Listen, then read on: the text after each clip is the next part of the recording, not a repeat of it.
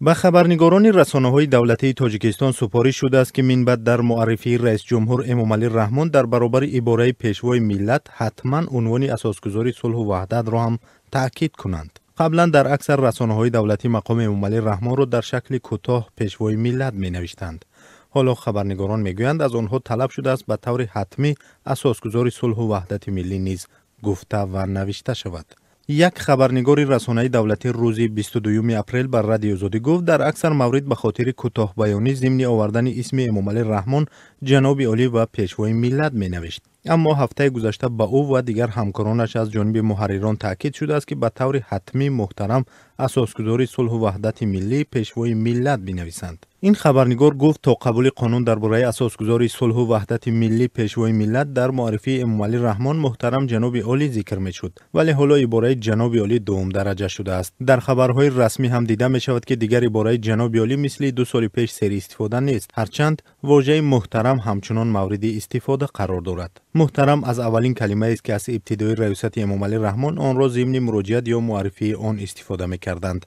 در سامانه رسمی پرزیدنت تاجیکستان نیز از سال 2016 به این طرف عباره جناب عالی ضمن معرفی پرزیدنت استفاده نشده است. آن تنها در برقیه‌های شادباشی به عنوان دیگر پرزیدنت‌ها استفاده گردیده است. فرخ زیایف دیرکتور رادیوی تاجیکستان روز 21 اپریل در صحبت با رادیو آزادی گفت ذکر حتمی عنوان امامعلی رحمان همچون اساسگذاری صلح و وحدت ملی پیشوای ملت در خبرهای رسمی طلبات قانون است و خبرنگاران باید آن را رعایت کنند. طلبات خبرهای رسمی است در صورتی که خبری رسمی است، ولی بعضا می شود که در صورت استفاده در صحبت در مصاحبه ها یا سرور دولت یا پیشوای ملت می توانند که سینونیم یکی از اینها رو استفاده دارد. طلبات قانون یعنی که رعایت می شود در خبرهای رسمی. استفاده حتمی و پوره عنوان امامعلی رحمان در خبرگزاری‌های دولتی در حالی است که پس از قبول قانونی مشخص در این رابطه برای تحقیر امامعلی رحمان همچون اساسگذاری صلح و وحدت ملی پیشوای ملت در کدکس جنایتی تاجیکستان جوابگری پیشنهاد شد.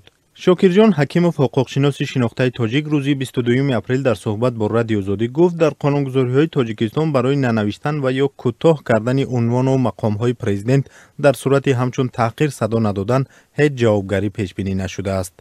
و گفت اصلا در یگان قانون که فعالیت تلویزیون، رادیو، نشریه‌های تاجیکستان خود دولتی خود غیر دولتی باشه تنظیم می‌کند، در این خصوص اشاره نیست و همزمان جوابگری مأموری و جنایتی نیز پیش بینی نشده است و این از نقطه نظر ارزش‌های دموکراسی منطقاً درست نیست است. بعضی از ساکنان ضمن مراجعت و یا ذکر نام امامعلی رحمان در ملاقاتش با مردم چندین عنوان و عباره‌های احترامی را استفاده می‌کنند.